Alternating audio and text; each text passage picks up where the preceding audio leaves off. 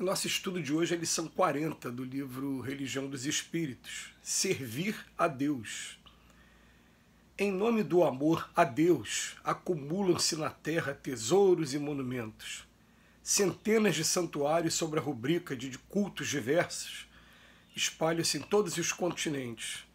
Pagodes e mesquitas, catedrais e basílicas, torres e capelas aparecem, majestosos na África e na Ásia, na Europa e na América, pretendendo honorificar a providência divina. É assim que surgem, aqui e ali, casas de adoração com variada nomenclatura. Templos palácios, templos estilos, templos museus, templos consagrações, templos claustros, templos troféus. Os altares para os ofícios religiosos que os hebreus da antiguidade remota situavam em mesa de pedra no alto dos montes, são hoje relicários suntuosos, faiscantes de pedraria. E para o curso das orações convertidas em cerimônias complexas, há todo um ritual de cores e perfume reclamando vasos e parâmetros que vale por vigorosas afirmações dos domínios da posse material. Longe de nós, porém, qualquer crítica destrutiva aos irmãos que adornam assim o campo da própria fé. A intenção nobre e reta, seja onde for, é sempre digna e responsável. Contudo, em nos reportando a interpretação espírita, que exprime o pensamento cristão claro e simples, como honrar o Criador, relegando-se as criaturas aos desvãos da miséria e à sombra da enfermidade.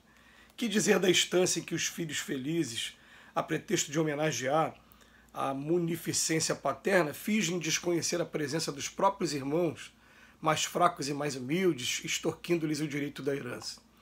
Como glorificar o todo compassivo inscrevendo-lhe o nome bendito em tábuas de ouro e prata junto daqueles que se cobrem de andrajos e soluçam de fome? Lembremos-nos de Jesus, o expoente maior, da maior lealdade ao Senhor Supremo. Anjo entre os anjos, desce ao mundo num leito rude de estrebaria. Engenheiro de excelsas rotas, pisa a lama terrestre em louvor do bem. Puro entre os puros é a esperança dos pecadores. Mensageiro da luz, toma a direção dos que se afligem nas trevas. Magistrado incorruptível, de ninguém exigia certidão de pobreza a fim de ser útil. Embaixador da harmonia sublime, é remédio aos doentes. Detentor de conquistas eternas, vale-se de barcos emprestados para o ensino da boa nova. Justos dos justos, deixa-se crucificar entre malfeitores, para engrandecer entre os homens o poder do perdão e a força da humildade. Cultiva, pois, tua fé conforme os ditames do coração, mas não te esqueças de que no fundo da consciência ajudar com desinteresse e instruir sem afetação é a única maneira, a mais justa e a mais alta de servirmos ao nosso Pai. Emmanuel hoje vem tratar de um tema que normalmente a gente utiliza o termo evangélico, né? Não se deve servir a Deus e a Mamon por conta da maneira como a gente vai estar servindo a Deus. A gente vai estar servindo através de cultos exteriores, né? Exercício da fé, como as pessoas falam, ou através desses cultos interiores. E vamos pensar muito bem, porque o Emmanuel começa dizendo o seguinte: normalmente aqui na Terra se erigem grandes monumentos, coisas muito ricas, muito suntuosas para adorar a Deus. E interessante que foge completamente da referência bíblica que nós temos, porque a referência bíblica mesmo, de verdade, ela está no livro Atos dos Apóstolos, escrito por Lucas, quando Jesus deixa a terra e ele deixa Pedro e Tiago iniciando o trabalho da Casa do Caminho.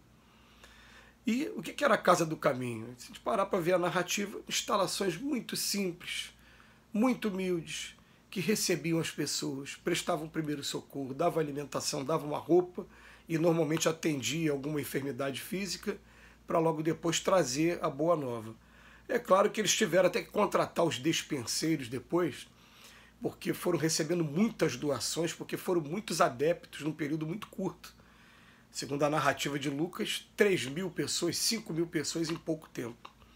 Mas daí você acreditar que por conta disso, né, você tem que construir templos, palácios, templos estilos, templos, museus, estátuas, toda essa parte muito suntuosa, realmente é fugir daquela imagem do Cristo que, segundo as narrativas dos evangelistas, não tinha onde encostar a cabeça, não tinha uma pedra sequer para encostar a cabeça.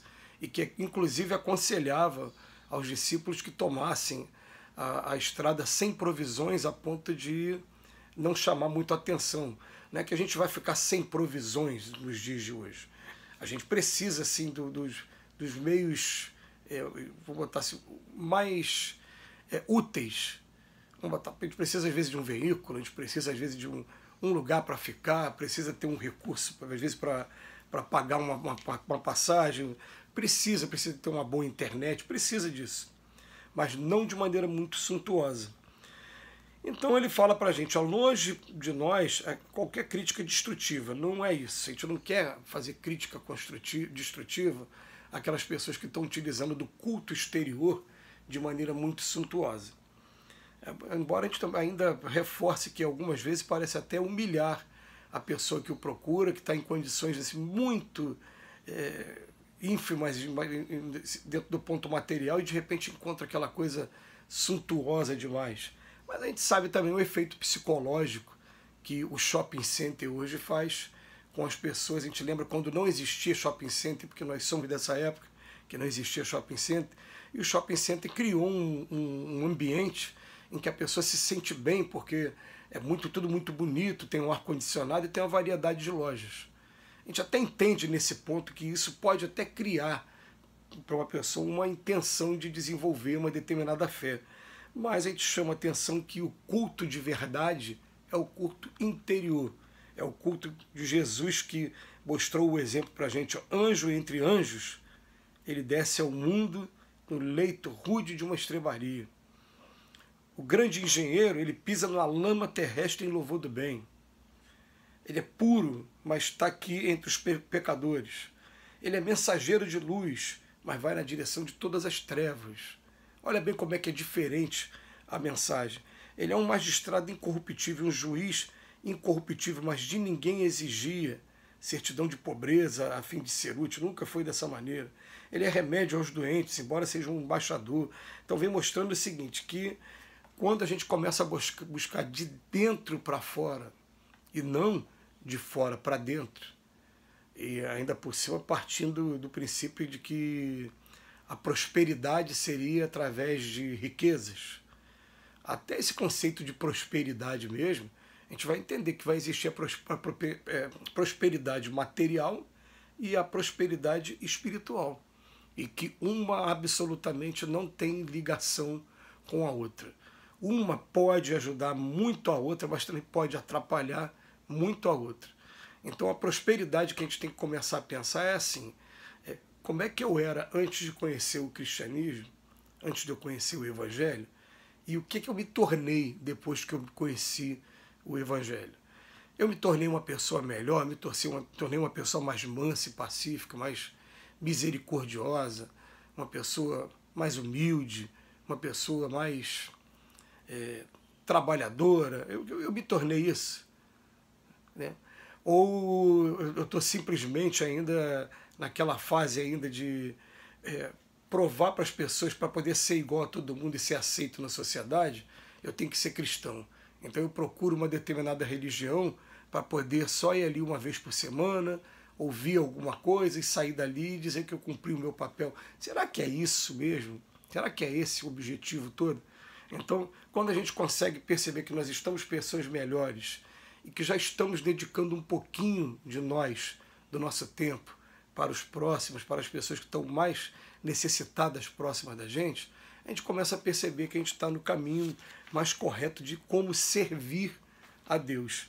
Lembrando que, na verdade, a nossa natureza, nós somos espíritos. E daqui a pouco, a convite do Pai, vamos ser obrigados a abandonar esse uniforme aqui que se chama carne, e aí vamos encontrar de maneira tão nua e crua mesmo, bem direta, a nossa realidade enquanto espíritos. E quanto mais a gente buscar esse culto interior, mais a gente está buscando a luz dentro da gente. Que Jesus nos abençoe hoje e sempre.